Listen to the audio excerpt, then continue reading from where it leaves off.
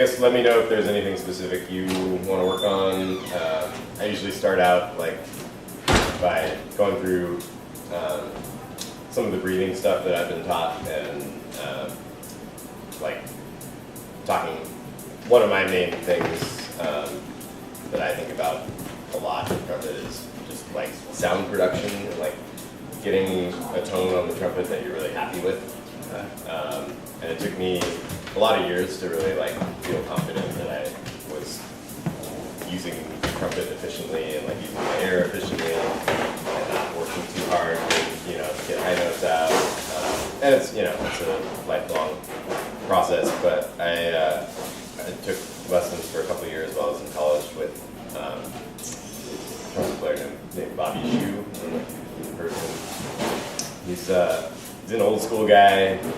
He's probably in his 70s now. But he played back in the day with like all big bands, Buddy Rich and et cetera, et cetera. And he's like a really I don't know what that is. First I thought it was coming from outside.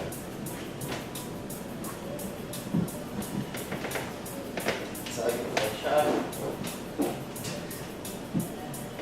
From the PA. But I don't know. Sounds like something's just like on loop.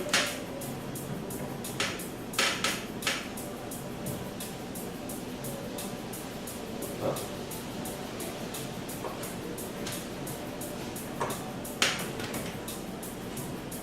It's only because it's coming out of this side? Oh yeah, it is. It's not this.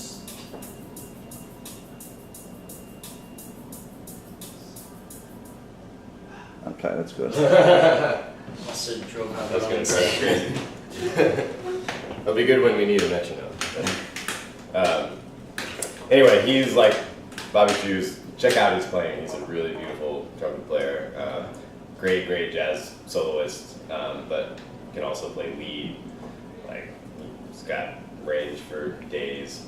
And he's a big, heavy set dude, and like that probably helps his power somehow, I'm sure. But anyway, he's also like kind of a trumpet guru. Like brass players travel from all over the world to go study with him, just like take a lesson with him, because he has kind of a unique method that focuses mostly on your breathing and like how to use your breath efficiently. And I know it's like kind of a boring thing to like start off lessons with. It's fine. But it really like studying with him totally like opened up my playing. It changed my sound. It made me use my air more efficiently. And it didn't happen overnight. It took me like, my first year of lessons with him, I was kind of like, all right, like what's, I've been working on this. It's getting a little better, but I'm not like, I don't sound like you yet. And he's like, he literally just took his horn up and played like 6 double C's in my face. He was just like, he was just like, keep practicing. I was like, all right, cool. So anyway, his whole thing is about, he uses kind of he adapts like a yoga breathing technique, which is, it's kind of complicated when you first explain it, but if you practice it and work on it and kind of internalize it, it becomes pretty natural. And the idea is that when we breathe, our tendency is to breathe like from our chest. We think of taking a big breath and like filling our chest with air, right? Is that how you think about it when you breathe? So his idea is that rather than thinking about breathing from your chest, you're actually thinking about breathing from your diaphragm and like filling your lungs from the bottom part of your lungs first up to the top.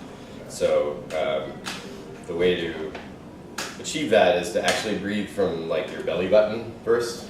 So when you start taking in a breath, you actually, it sounds counterintuitive, but it'll make sense when you put it all together. Pushing your abdomen, belly button out when you first start to take a breath. So you just try that, like take a little breath through your nose. Go. Does that work at all? Yeah, it's a little weird at first because when you think about breathing in, you usually think about bringing your abdomen in, right?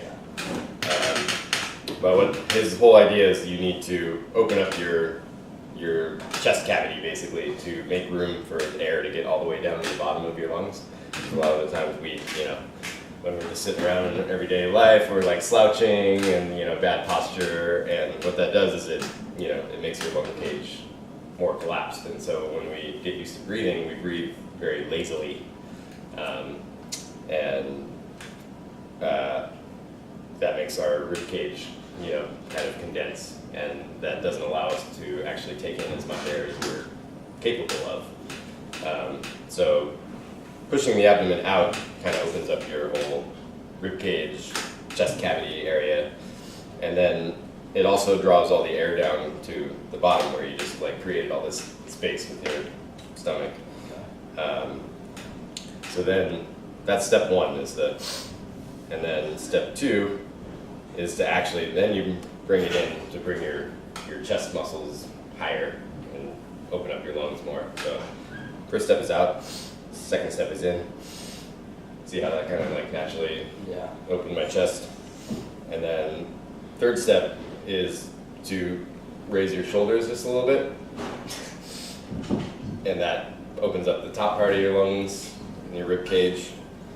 And then fourth step is to kind of freeze in that position. So you've drawn all your air in and you tighten your muscles, and then you get it ready to actually like blow out with pressure behind it. So the idea is that we're making our air do all the work for us rather than like trying to, cram the mouthpiece into our chops or, like really like collapsing our lungs to, like work too hard to get the air out. So then the fifth step is to just relax your shoulders, but you still have all your air in, and it's like compressed and ready to go. And then the last step, sixth step, is to breathe out. So it goes, oops, sorry.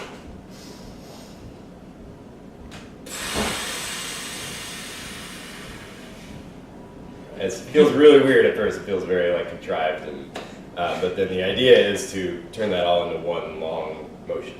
So practice it a few times just to get the steps down, but then try to do it as naturally as possible so it's all one fluid motion. So when I do it all together, it looks like.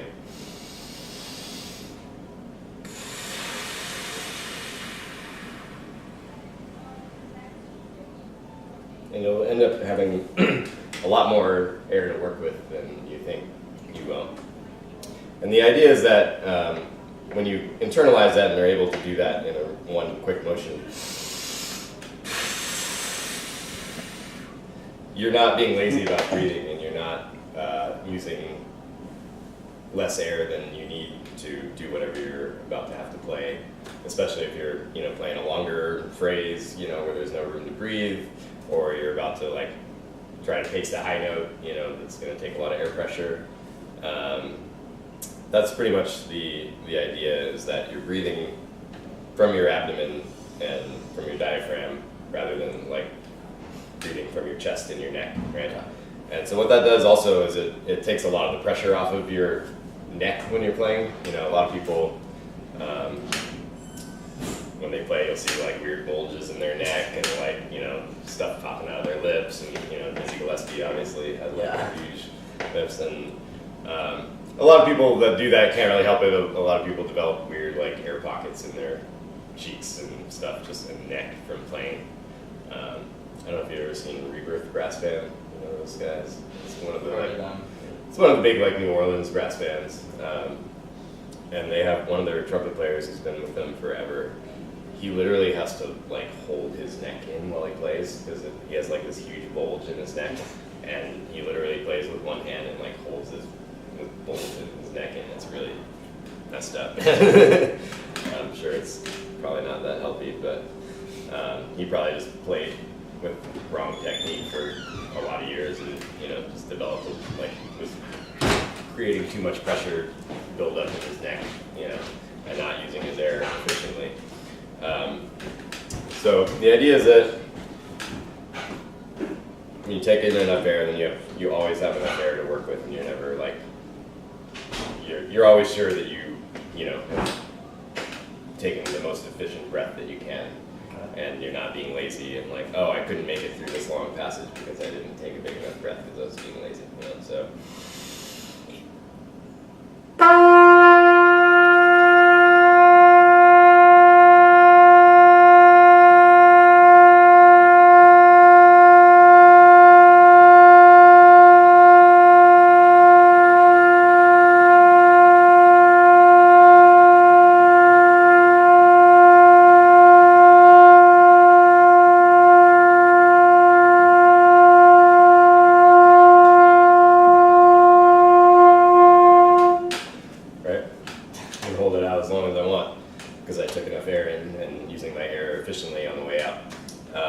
So that's usually how I start, is just explaining that breathing technique.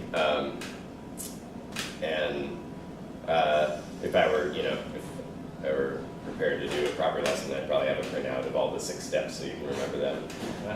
We have it on video. Yeah, the main thing is just to remember to fill your diaphragm first. Use your diaphragm muscle to make the air go to the bottom of your lungs first, and then fill the top part afterwards. Okay. And then you have all that pressure built up in your lungs to release the air, steadily and efficiently. That's the main idea.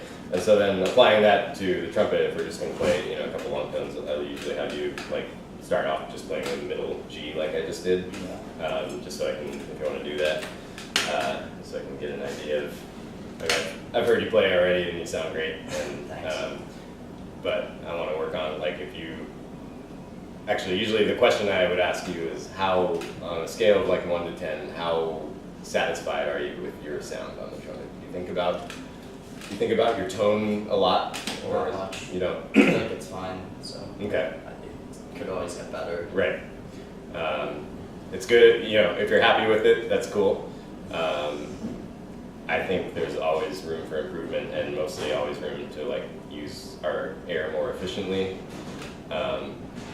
And I also I know for myself, the trumpet players that I am drawn to listen to the most, part of the reason I like listening to them is there's something about their sound that I like. So as a trumpet player, is there anyone whose sound you wish you could emulate, or at least you enjoy listening because you think they have a really nice sound on trumpet, or a really big sound, or a really I think you sound good, so. Thanks. I'm just trying to I'm trying to copy a lot of other people, and I'm trying to sound like myself. I'm not trying to sound like anyone in particular, but there's a lot of different trumpet players that I would use as a model of I really like how I like this part about their sound, and I like this aspect of this person's sound. And that's one of the things I really respected about Bobby Shu when I was taking lessons from him, is he has this just beautiful, perfect jazz trumpet sound. It's not too fuzzy or airy, but it's also not too shrill and bright. And our goal is also to be able to create a lot of different sounds and timbres. The trumpet's capable of infinite amount of different sounds. You hear, probably every trumpet player in your section probably has a different tone. You hear one guy that's got a real pinched sound, and then you might hear somebody that's got a real flatty sound, that kind of stuff. And what we want to try and do is be able to create different kinds of sounds for different kinds of situations. When I'm playing, if I'm playing in a rock band or funk soul stuff, I want to project a little bit more because there's a lot of loud amps, and have a little bit fuller, more focused sound with cuts a little bit more. So if I'm playing 4 quarter notes in a funk band, it might be or if I'm playing 4 quarter notes in a classical situation, it might be a little more delicate. But you want to be able to do both at the drop of the hat, and not just well, this is what I sound like, so this is how it's going to turn out. So let me hear you just play a middle G, and think about what I was talking about with the 6-step breathing. So 1, 2, 3, shoulders up, freeze, step 4, relax shoulders, step 5, breathe out, and when you breathe out, make sure you're pushing from your diaphragm and not from your chest or your neck. It's gonna feel weird. Yeah, it's gonna feel weird for a while. It takes like what Bobby told me when he was teaching me this. He was like, practice this 200 times a day. I was like, you can't be serious. He was like, no, if you want it to be, if you want it to become natural, just do it while you're driving to school, do it while you're watching TV, you don't have to be thinking about it while you're doing it, but just get into the routine of just trying to practice breathing that way. And, sorry, I keep distracting you, but It's fine. he had a thing where he'd like hold up a dollar bill in front of you and just go.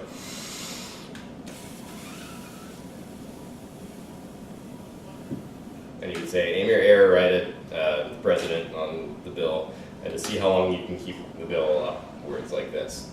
And, the more you do it, try to if you want to time yourself, count to 10 or count to 20 or whatever. If you can beat your goal by a little bit every, few days or something, that means you're making improvement. So just for shits and giggles, try that. Just aim right for Hamilton's head. Big breath. Not working. So yeah, it's hard.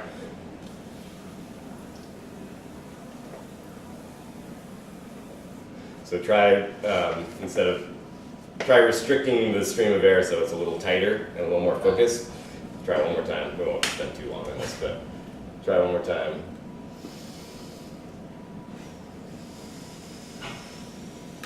Might be getting it. Here, let me hold it a little bit. There you go. It's weird, I'm not aiming it right. Yeah, so that's part of the exercise is to actually focus your air on a direct target, right? Yeah.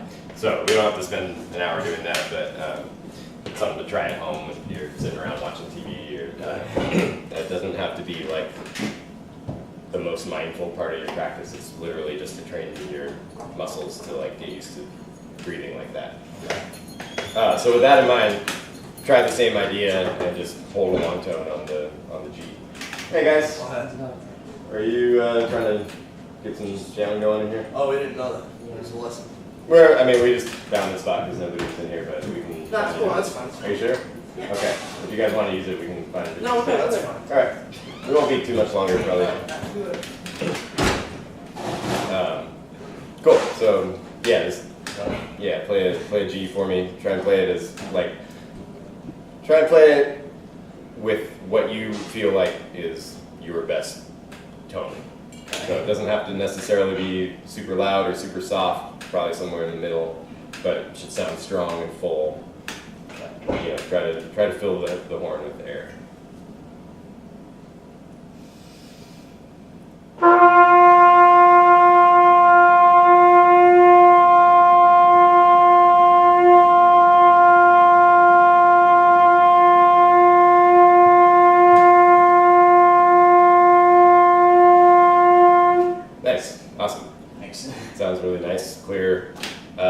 You didn't pass out. What's that? You didn't pass out. Yeah, that's good. Okay, now same thing, but try and play as loud as you can play with while still getting that good sound and make it centered and in tune. And so.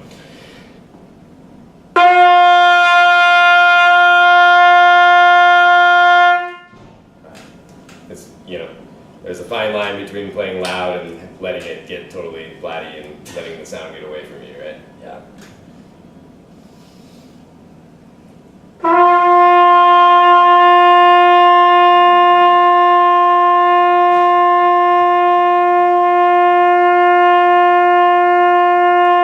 That's nice.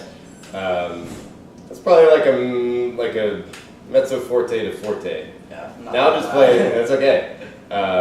Now try playing literally as loud as you can. Don't worry about how it sounds. Don't worry about intonation. Just let it rip on a G.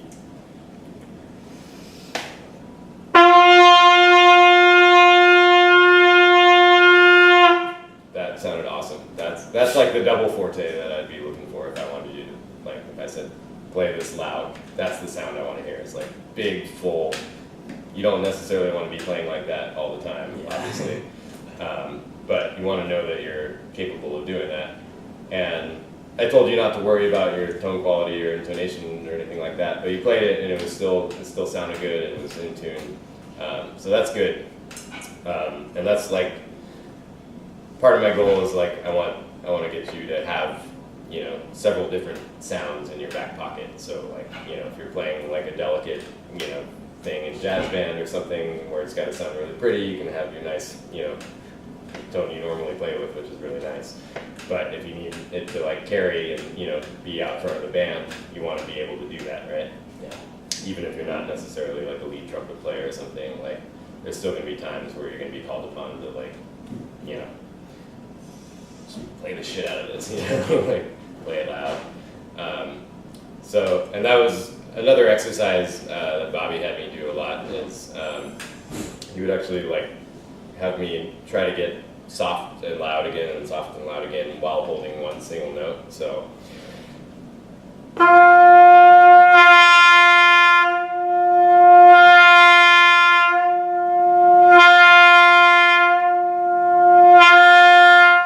Sounds kind of annoying and silly probably to your neighbors, but what that does is it helps like you get used to actually like opening your embouchure a little bit more and like letting more air through your horn and filling your horn up, and you're cognizant of the difference while you're doing it. So you're not just hitting the note and playing it loud, you're starting it soft and then playing it loud, getting soft again, playing it loud, and it actually helps you develop control of that sound so you can, you know. So if you're, I don't know how much you practice long tones or anything, I know I hated doing that stuff when I was your age, but I hate to say it, like it is really the best thing for your sound and your endurance and your, you know, just developing your embouchure muscles. If you can do, even if you don't have time to do any other practice during the day, if you can do like 20 minutes to half an hour of just like long tones and, you know, just having the horn on your face and like thinking about sound quality, tone quality, pitch, intonation, all that stuff. Even if you did half an hour a day of long tones for 2 weeks straight, you'd probably notice the difference.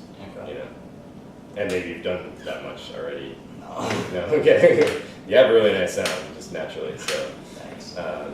so try that once, just holding on the G. Just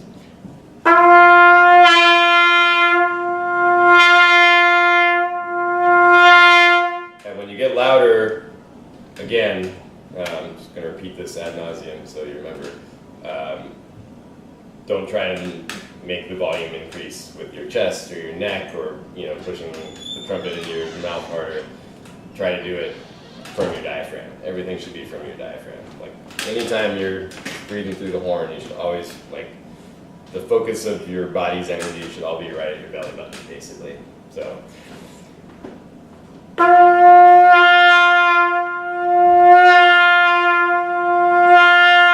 You can actually probably see my belly contracting while I'm doing that. So try that. Don't worry if it doesn't sound amazing. I'm not judging you on tone quality.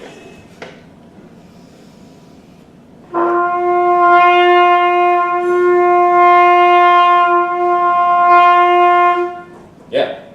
Now can you do it at like can you try to get it to the double forte that I heard a couple minutes ago? I'll try it. Cool. No pressure. I'm on camera, so That's true. lots of pressure. Your dad, the archivist, is gonna know. Yeah, it's gonna be all over That's all. Facebook.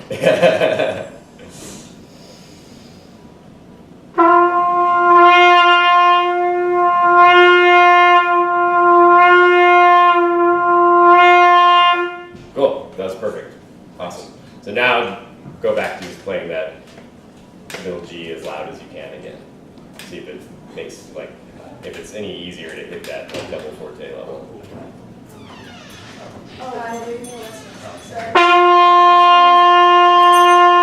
Awesome. Cool. So that's like how easy it should be to like if you need to turn on the if you need to turn the amp to 11 for a second, like it's all with your air and your diaphragm. And so just when you're practicing long tones, I wouldn't necessarily tell you to practice them that way, but wow, don't do that all the time, but like do normal long tones where you hold it like that's a forte, the whole time, and then if you have more time, then do that exercise where you're, you know, going from soft to loud to soft to loud. And the way, like, I've kind of developed a very consistent routine for myself, like a warm-up routine that I do almost every day, and I can shorten it or lengthen it depending on how much time I have. But I always start with, I don't know if you've ever just done buzzing on the mouthpiece without the trumpet. Elementary school. Yeah. That was another thing that Bobby had me get into that I really resisted at first. Like, for the first year of taking lessons with him, he was like, you know, he wanted me to spend like 20 minutes a day just buzzing on the mouthpiece. And I was like, I don't want to do that. Like, I want to play jazz, and, you know, like, I don't want to do all this boring stuff. But I finally, like, he finally convinced me to start doing it, and it really, for one thing, it helps strengthen your embouchure muscles because you don't have the resistance of your horn to like create the pitch for you. So you have to find the pitch and try to hold it steady and in tune. So that's another thing you can do is you can practice long tones just on your mouthpiece, and I usually start like around the same pitch.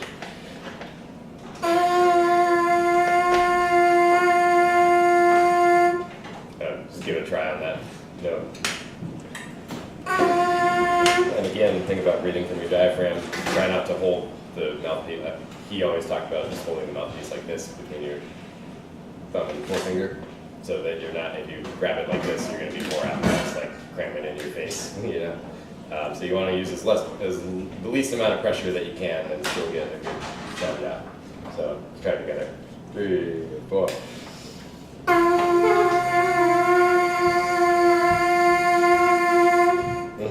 And then, so if you have a piano where you can like play the note on your trumpet first, but I usually start there and go down the whole, you know, scale as low as I can go. So.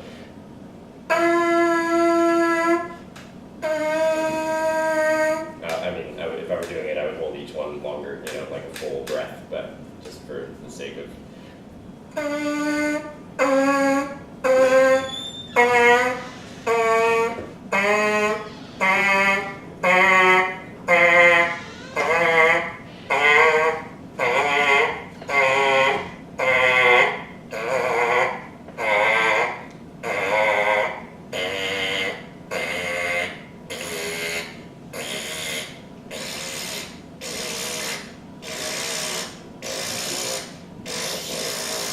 Yeah, like I can do like a 3-octave range now because at first I could barely even like hold the, you know, the middle G steady and in tune. It was just like a warbly mess, you know. There. And that's how it'll be for a while, so don't get discouraged if that's how it sounds. But being able to really like focus your air with just the mouthpiece and not having the resistance that the horn provides, it really helps focus your air and focus your pitch. So for me, it really helps intonation and being able to hold, you know, long notes steady without them getting warbly and stuff. So that's one exercise, and then usually I'll do, you know, 5-10 minutes of that, and then I'll do pretty much the same thing, just long tones on the trumpet, but I call it the expanding scale. So if we start on, like, if the G is like our middle point from the horn, then we go down a half step, up a half step, down another half step, up another half step. And what that does is it starts you off playing long tones right in the middle of your horn where it's nice and easy, and then you gradually expand lower and higher, which is, you know, should be more difficult, you know, the higher you get and the lower you get. And do you have a tuner at home? Somewhere. Okay, it's a really good idea, and I didn't do this for years, but it's a really good idea to practice with a tuner.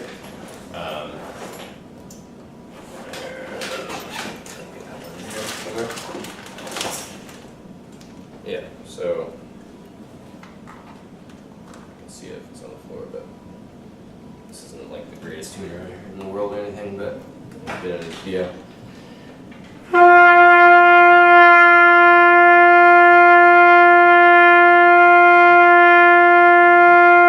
Being able to see while you're playing long tones, you know, if you're pulling sharp or pulling flat is really helpful, and trying to just lock it in right in the center. is a really good way to practice. You know, if you're already going to be playing long tones for 15 or 20 minutes or whatever when you sit down and practice, hopefully you are. I understand you won't always be, but it's a really good like tool to have. It's just to like have a tuner that you can look at while you're playing that note. Hey, am I playing this note in tune?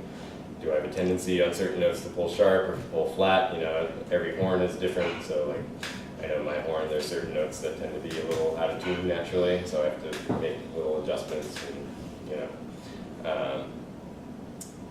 So, yeah, so the expanding scale, sorry, is and then down a half step, up a half step.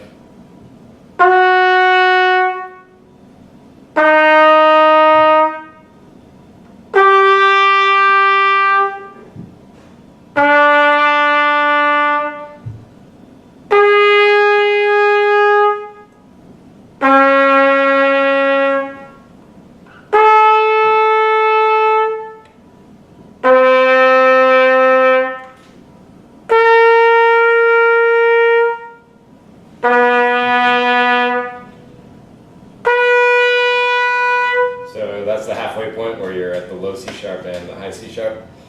And if you keep, does that make sense? I'm just going down by a half step on one side and up by a half step on the other side. Yeah. If I was doing this, you know, if I was actually practicing, I would hold the notes out a lot longer. But I'm just trying to show you. And then if you keep going, you can go all the way down to, you'll end up on the low G and the high G at the same point. And that's usually, you know, probably for you is a good stopping point. I'm trying to like work on pedal tones now. I don't know if you know about pedal tones, but yeah. So I'm trying to go from another octave beyond that. So I'm going down to the low pedal G and then up to the super, you know, the high G above the staff, which I'm not, you know, much of a high note trumpet player, but I'm trying to expand my range a little bit.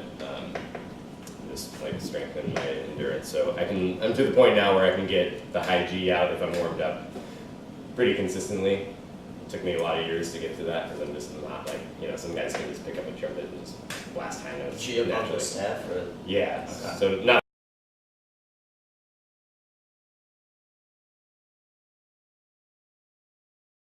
the G right on top of the staff, but the G an octave above. okay.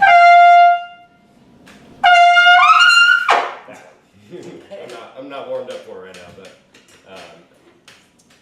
so that's the idea is like if you go down, you know, if you do these long tones just to the low G and our normal high G at the top of the staff, that's a good starting place. And then, you know, in a couple of years, once your chops are feeling stronger, you can, you know, start trying to expand it and get into pedal tones if you want, but or you can at least just expand that. What's your like natural range? What is there?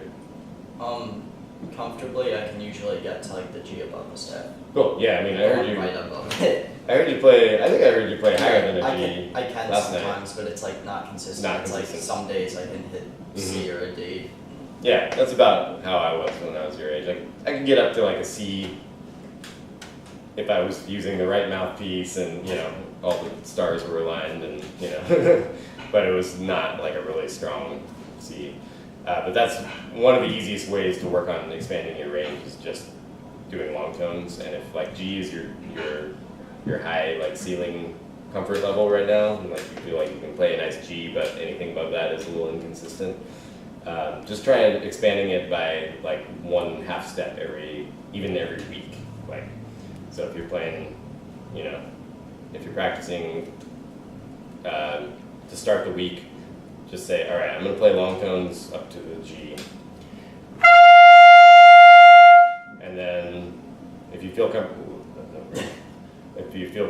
with that, the next week, just try adding one note, just the G sharp. And, you know, it might be weak at first, but just try hitting it a couple times every day, just holding it as long as you can. I usually do like 3, so I'll go. Oh, sorry.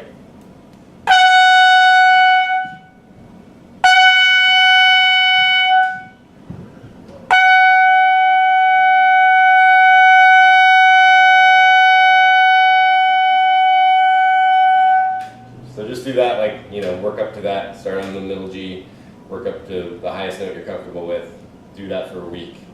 And then the next week, try to add one more half step higher. And then the next week, try to add one more half step above that. And that's really the best. I mean, the only way to expand your range is to get used to playing up in that range as much as possible. And at first, it'll be, you'll feel like your lips want to fall off. But that's really just, it's like athletic training. We're training our muscles. Weightlifters add a little bit of weight every, week or whatever to their bench presses or whatever. We just gotta add another higher note and just get our muscles used to playing those notes a lot, and that's how we train them to do that. And then, I don't know how much, do you have like a routine, like if you do sit down to practice, I know your practice is probably inconsistent and you got school and other stuff to worry about, but. If I'm practicing, it's usually just like playing over songs that I have to learn.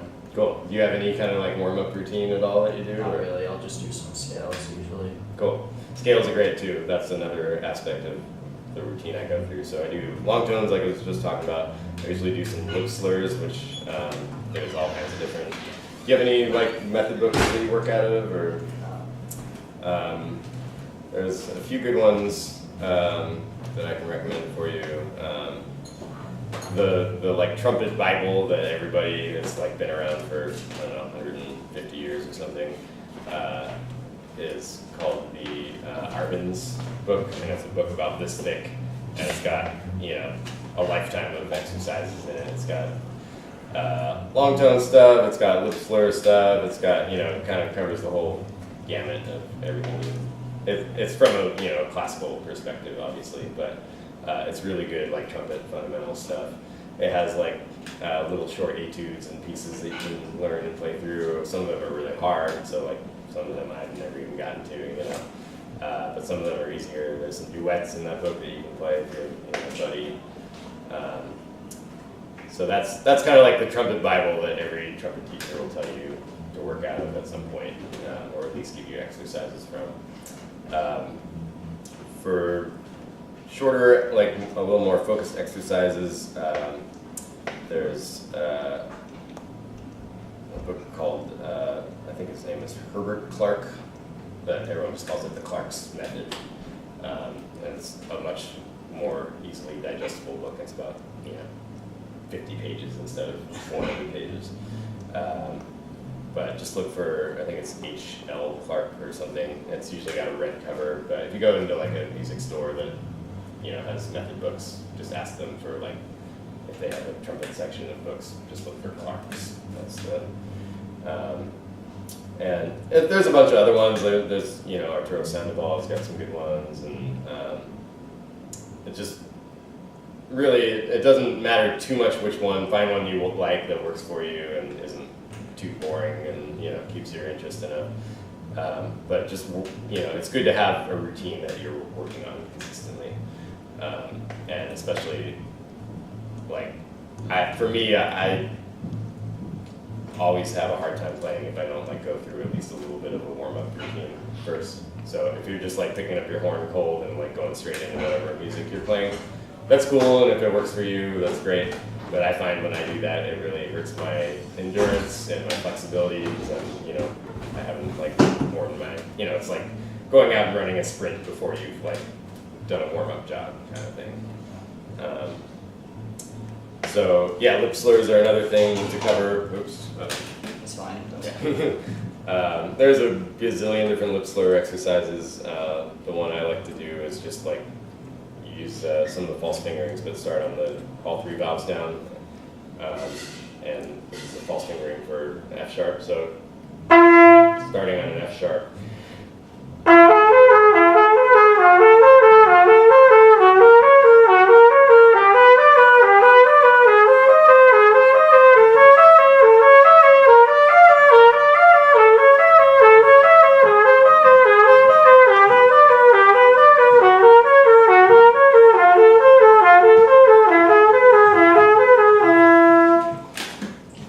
Simple, just going up chromatically.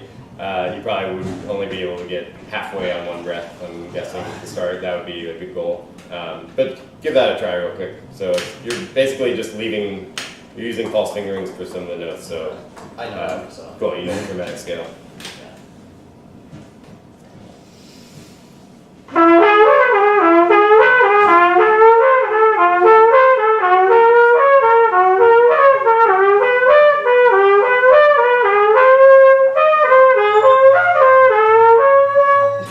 That's good. Yeah, It's hard. it took me a long time to get good at that one.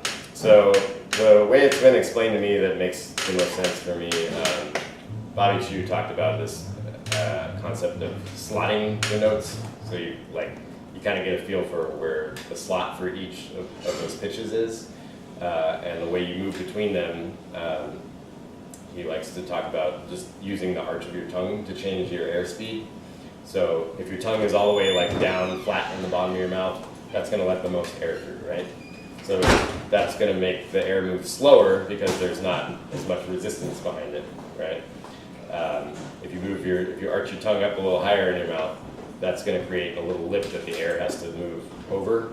So there's now more air trying to get through less space. So that's actually going to push the air faster, and that's going to make the higher pitches come out. So rather than I see when you're doing it, you're actually doing a pretty good job, but you're kind of like, shifting the horn around a little bit to try and get some of those pitches out. And the idea eventually, it doesn't happen overnight, but when you strengthen your embouchure muscles enough, what happens is you can do all the work with your air and just like moving your tongue in your mouth rather than like trying to like shift your horn around to get those notes to come out. So if you watch me,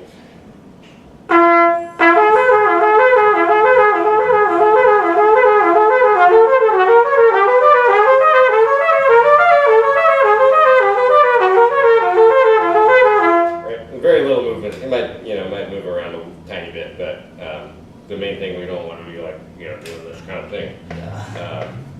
And so it really helped me to think about the concept, that slotting concept, and think about syllables while you're doing it. So for the lower notes, you can think ta, ta, e, I, o, ta, e, o. And what that does, when you say ta, that makes your tongue flat in your mouth, right? Ta. When you say te, your tongue's kind of in the middle of your mouth. When you say ti, your tongue is like at the top of your mouth, it's near the roof of your mouth, right? Ti. And so that's creating that little lip that the air has to like move past, and that speeds up the air and helps that higher note come out. So try it again and think about that concept and see if it helps you at all. And probably, it's not going to be a night and day difference immediately, but it takes some practice.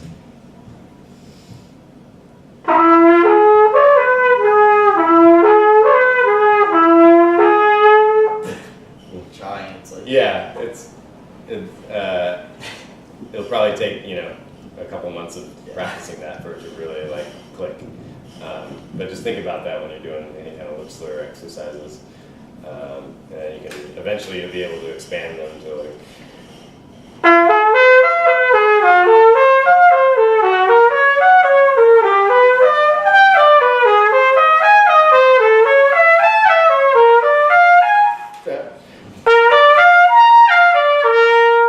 Still gets me sometimes. The syllable thing, like really, for whatever reason, that really like made it click for me. So try that out. Everybody has different things that work for them. You may try it and be like, that's bullshit. But give it a try because it helped me a lot. And in general, like when you're playing, if you're playing something at the lower register of your horn, that's like the time to think about the syllable ta, or even tu if it's like really at the bottom of your horn. That's almost like I'm thinking of like a tu. But if you're playing a higher note, I'm thinking the syllable ti.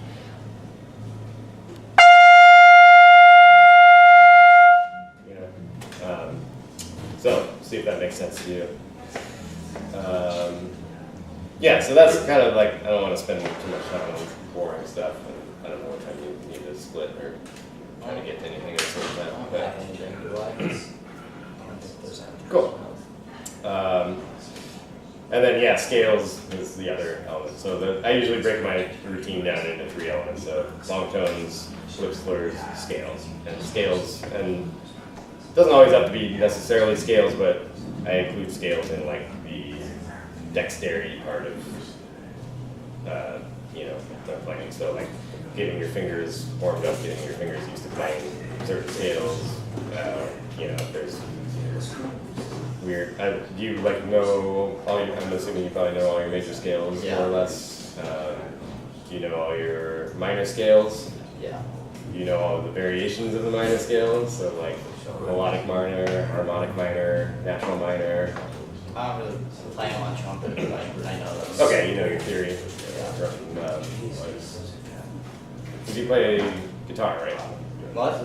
You play guitar also? No, keyboard. Keyboards, right. Sorry, because the other kid plays guitar. I forgot how she started. So you probably know the theory from playing keyboards. Yeah. Did you take classical lessons? Or? I used to.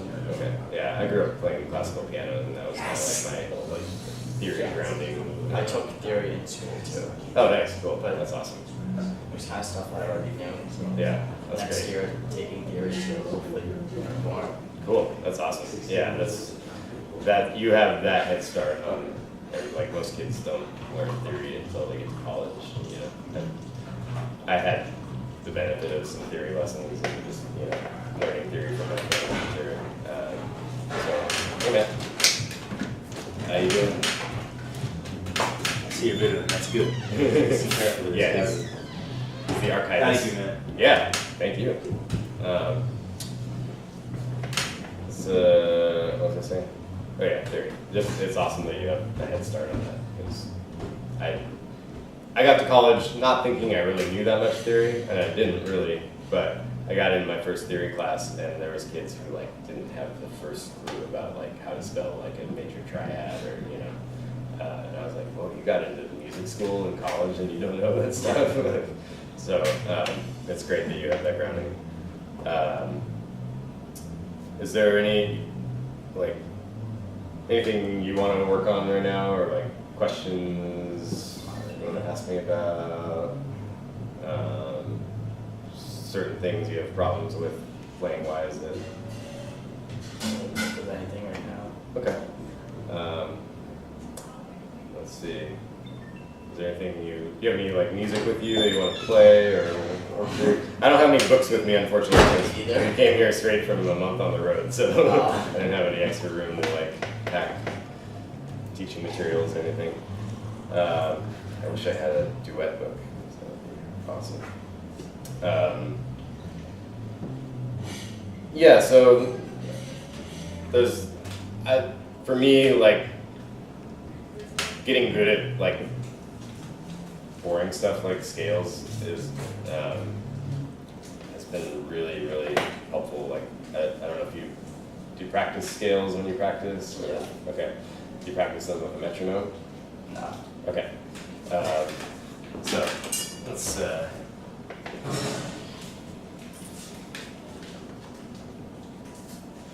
put a metronome on. Is there a scale that like you feel like you don't have under your fingers as well as others? Like one of the weird sharp keys or something? The sharps are like tougher, so like B, F sharp. B. Okay. B is a good one. Let's start with B, the B major scale. That's a hard one. Let's put like a really quick to like 60. And you play a B scale doing eighth notes at this tempo. So da, da, da, da, da. Okay, let's hear it.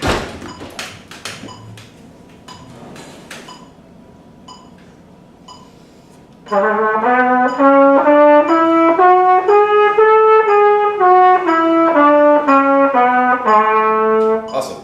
I like to practice scales both tongue like you just did it and slurring the whole thing too. So play it again, slur it this time.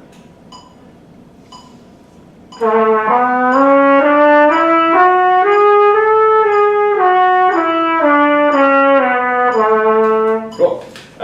One technical thing that I noticed when you play, this is not a big deal, everybody has their own way of doing it, but I noticed you kind of put your fingers flat on the valves like this. And I used to do that too, and I always had trouble. Like there were certain fingerings. I have kind of weird fingers. Like I have a weird double jointedness between my middle and fourth finger. So certain keys that involve a lot of like third valve stuff. You know, like a lot of the sharp keys, and I always had trouble with, and I always felt like my finger was wonky, and you know, I'd get, you know, like my fingers would trip over themselves if I got things going up to higher tempos. And I eventually remembered what my classical piano teacher always told me about playing piano, was just you want to keep your fingers curved, and you want to play with the tips of your fingers rather than like, you know, donk, donk, donk, donk, you know, rather than the meat of your fingers. And I taught myself to kind of apply that to trumpet. So rather than playing like this, like I used to, I worked on trying to always play with the tips of my fingers. Sometimes I get lazy and I don't, but if I'm playing something technical, I find that I have a way easier time playing through it if I keep my fingers curved like that, rather than like that. So yeah, exactly like that. And the trick is to always try and keep your fingers, if not touching the valves, to at least like really close so they're not like flying up. You know, you'll see a lot of guys kind of playing like this. And that's cool, you know, whatever works for you. I'm not trying to unteach you if there's, you know, something that you think really works. But for me, that always just like made me like miss notes or, you know, play wrong notes because my fingers are just flopping around and not, you know, playing accurately. And combined with my weird double jointedness, it just like created a lot of problems for me. So I learned to play with, you know, really curved finger technique.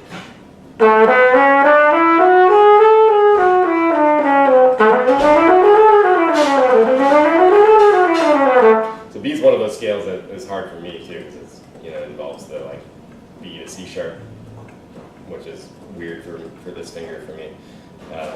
So that changing to that technique really helped my fluidity and technical stuff. So just something to think about. Also, the other thing, watching you play, I noticed your embouchure kind of tends to, the corners of your mouth kind of tend to go upwards when you play. You have kind of a smile embouchure, which isn't necessarily a bad thing, but most people say that it's helpful to have like more of a frowning embouchure.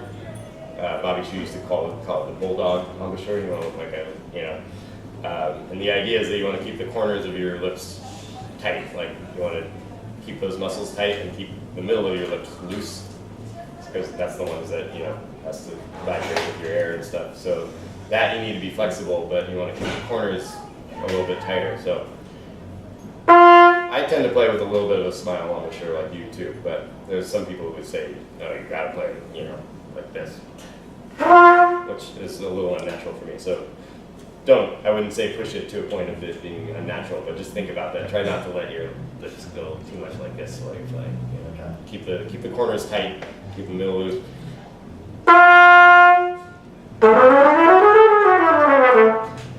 Okay, so back to the B scale. So the way, I don't know if you've worked with metronome much, but the way, if I'm having trouble with anything like, you know, B scales getting hard when it, you know, if I try to do it at a faster tempo, the way to do it is just like move it up a notch or two on the metronome at a time. So you're pretty comfortable doing it at 60. Let's move it up 2 notches to 66 and see how comfortable you are. You can do it fluid or tongue, whichever you're more comfortable.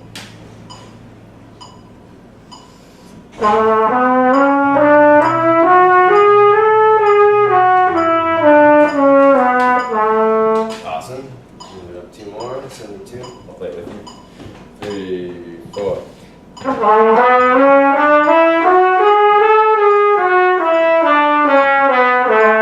Cool. We seem pretty comfortable at that tempo. Let's move it up maybe a little quicker. Just in the interest of time. Let's move it to 92.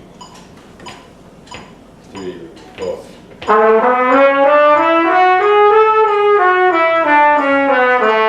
Awesome. You can do a little more for the shifts. Sweet. All right. Continuing up there. 3, 4.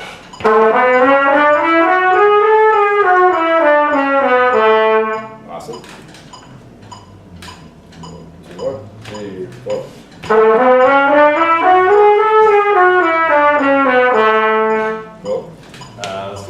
fun. Let's do it up and down twice now in a row. So just.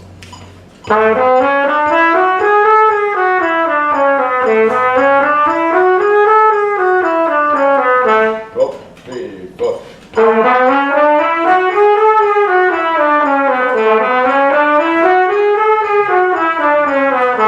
Awesome. You're much better at the B major scale than I was at your age. 3, 4.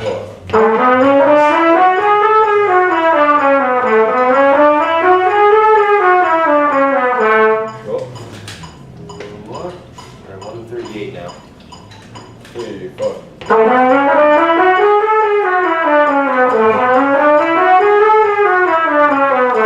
Cool. So we're rocking it. 1, 2, 3, 4. Sorry, I had to mix it back now. 1, 2, 3, 4.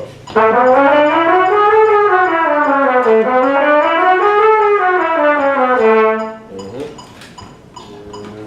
168. 1, 2, 3, 4.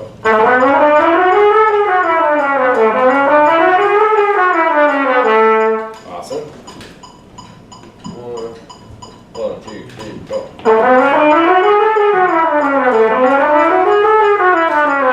So that's about your ceiling right there.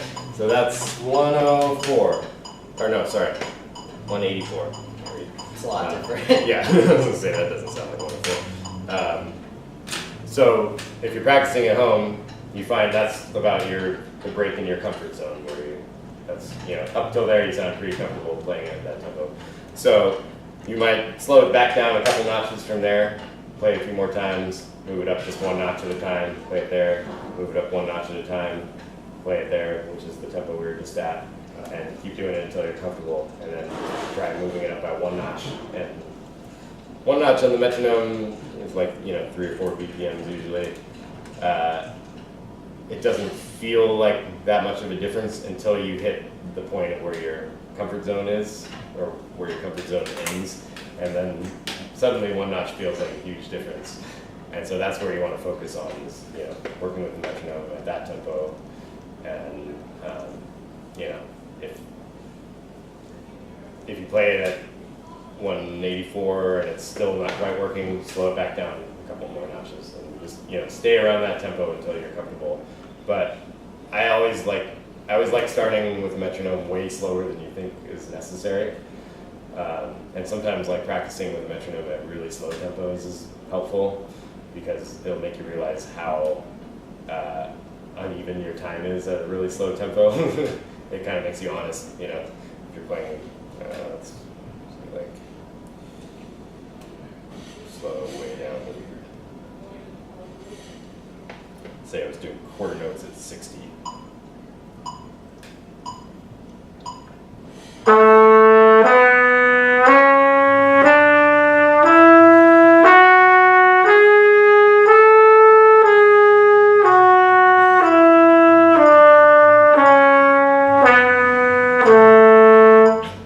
Stuff like that where you slow it down to a tempo that you think is just ludicrously slow, and suddenly you realize it's actually really hard to play it at that tempo because it's hard to play everything right in the pocket at that tempo and not be a little ahead or a little behind or whatever.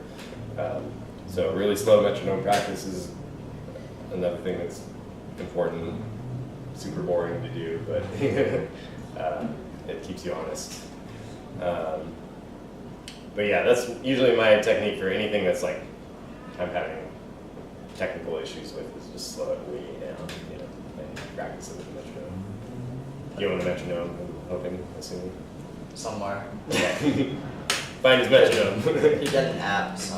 Yeah, you can download an That app. works. Make sure you get a good one because there's some that aren't great. I think some of the free ones are like not actually, they don't actually keep perfect time. So it's good to spring. I've browsed on my iPad, so that it's a good. Okay, yeah, it's got click track or whatever. Just practice with the metronome as much as possible. It's like I resisted doing it for years and years, but once I started doing it, it like made a huge difference in my time, and just like keeps you honest and allows you to work things up to tempo gradually rather than just arbitrarily. The metronome is your best friend. Yeah, so that's usually like the introduction I give, you know, if I'm teaching a student, like that's my intro lesson, is just like thinking about tone, thinking about your air, thinking about having a routine that, you know, and actually being disciplined with yourself and being honest with yourself. And, trying to like, the hardest thing for me at your age was like having self-discipline, you know.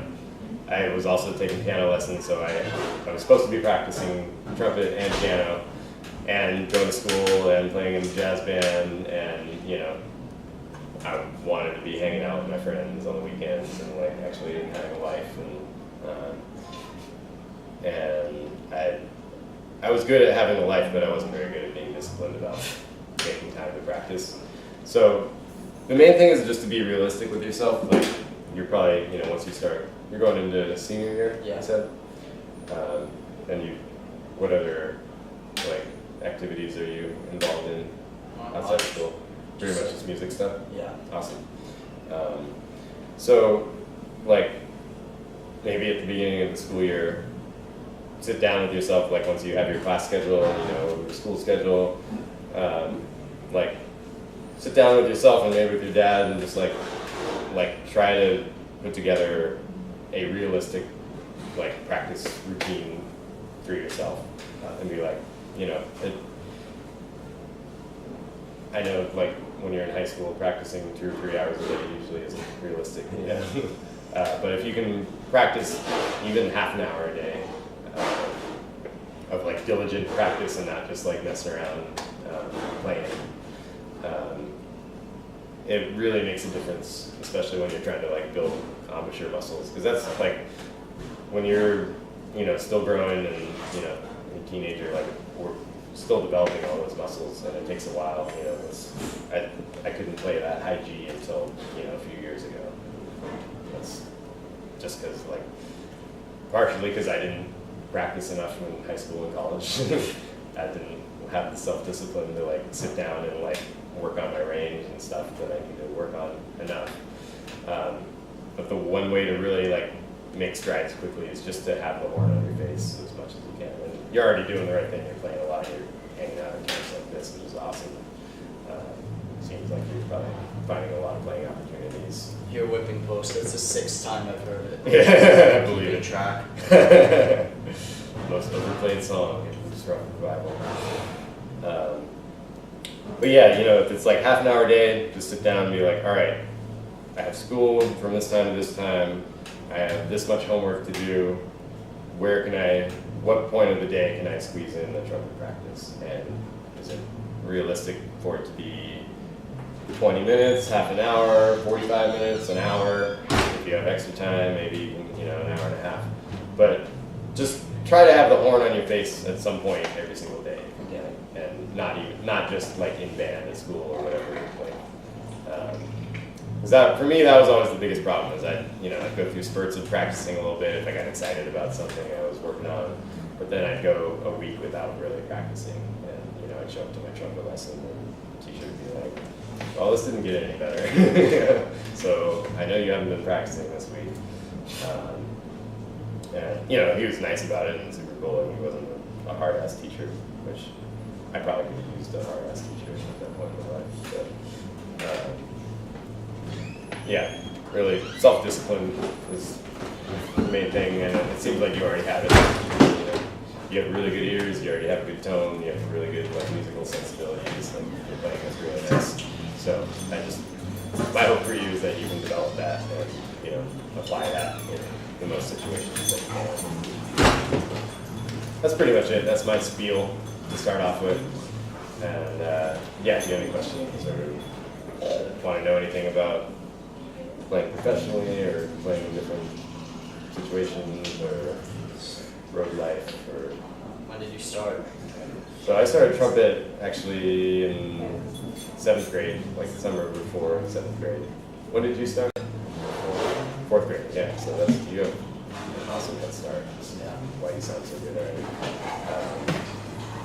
I played classical piano from age 5 until through high high school, and then when I went to college, I just decided to focus on trumpet and rather more.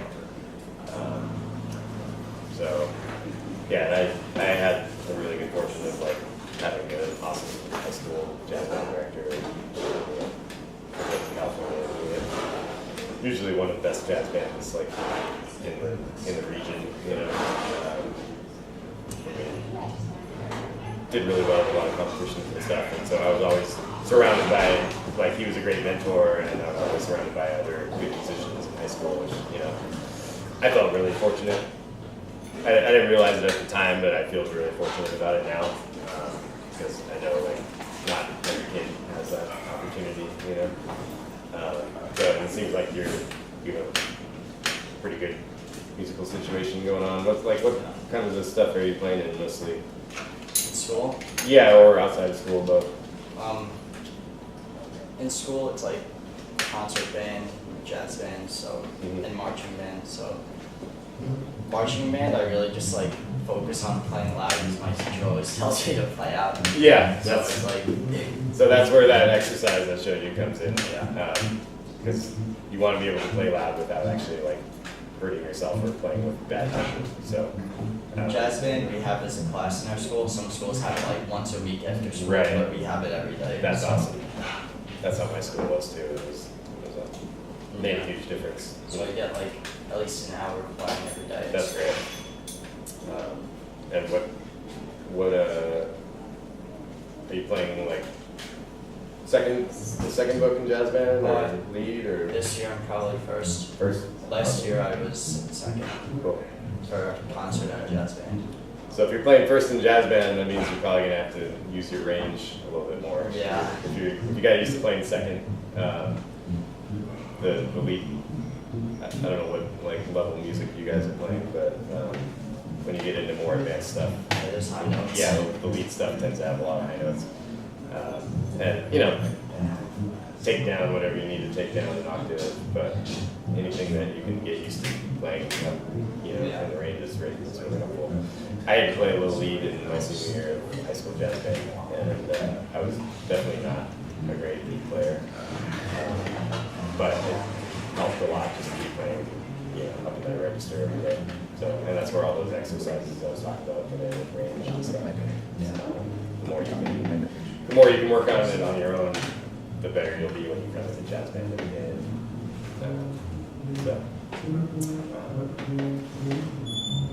Yeah, whether you're hoping to go to music school, or, Hopefully. yeah. Yeah. I need to start looking. Do you have any ideas where you want to go? Or? I looked at the new school of jazz in the city. Yeah, I'd want to go in like a city, so yeah. yeah. You guys are on Long Island, right? Yeah. Yeah, the city's pretty great. Where did you go? I went to USC in LA, because I grew up in California, so that was like a couple hours from my hometown. So it was like just far enough away that I could, you know, be free of my parents, but you know, still. Dad, I'm gonna go to California. But you know, it's still close to. I had the safety net there, which is Yeah. really I nice. don't want to go too far. Yeah, and you are very lucky to have New York in your backyard. You know, it's, Yeah. I think just the experience of living there, even aside from music stuff, is worth it. And then, not to mention how many amazing musical resources are there, great teachers, and you know, I wish I could have gone to school in New York. I thought about it when I was young, and I was like, I wasn't sure if I was quite ready to like move across the country when I was 18 years old, you know. So it took me, I moved to New York a lot later, when I was 26. But, yeah. New school's great. NYU actually has a surprisingly good jazz program. Expensive school though. They're all expensive, I guess. Yeah. But, Manhattan School's good. Juilliard has a good jazz program. But yeah, I have a lot of friends who went to new school and they loved it. So, especially if you want to get into like a wider variety of playing situations and Yeah. more modern music and stuff. New school seems to be kind of a little more progressive than like the Manhattan School. Manhattan School seems to be a little more like straight ahead focus from, I don't know if it's still that way, but when I was first in New York, that was the impression I got from my friends who went to the various schools. But yeah, it's great teachers. If you can get into one of the schools, that'd be awesome for you.